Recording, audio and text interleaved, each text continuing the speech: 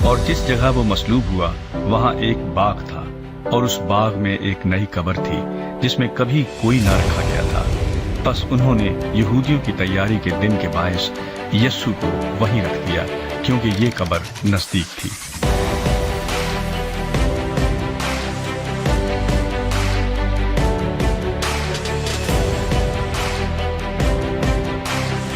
اور دیکھو، ایک بڑا بھونچال آیا، کیونکہ خداوند کا فرشتہ آسمان سے اترا اور پاس آ کر پتھر کو لڑکا دیا اور اس پر بیٹھ گیا۔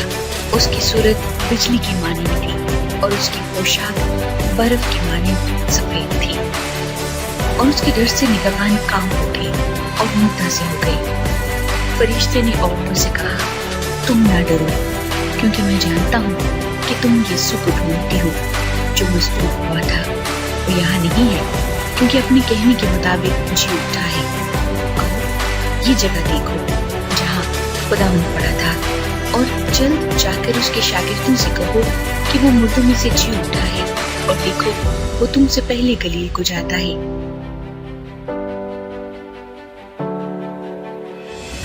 بس پطرس اور وہ دوسرا شاگرد نکل کر قبر کی طرف چلے، اور دونوں ساتھ ساتھ دوڑے، مگر وہ دوسرا شاگرد پطرس سے آگے بڑھ کر قبر پر پہلے پہنچا۔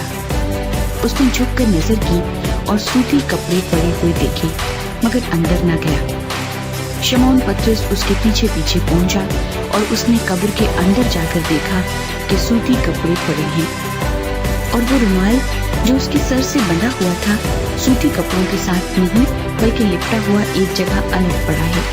اس پر دوسرا شاگرد بھی جو پہلے قبر پر آیا تھا اندر گیا، اور اس نے دیکھ کر یقین کیا، کیونکہ وہ اب تک اس نوشتے کو نہ جانتے تھے جس کے مطابق اس کا مردوں میں سے جی اٹھنا ضرور تھا۔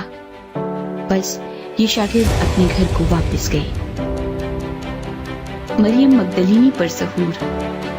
لیکن مریم باہر قبر کے پاس کھڑی روتی رہی، اور جب روتے روتے قبر کی طرف جھک کر اندر نظر کی تو دو فرشتوں کو سفید پوشاک پہنے ہوئے، ایک کو سرہانے اور دوسرے کو پہنتانے بیٹھے دیکھا جہاں یسوع کی لاش پڑی تھی۔ انہوں نے اس سے کہا، اے عورت، تو کیوں روتی ہے؟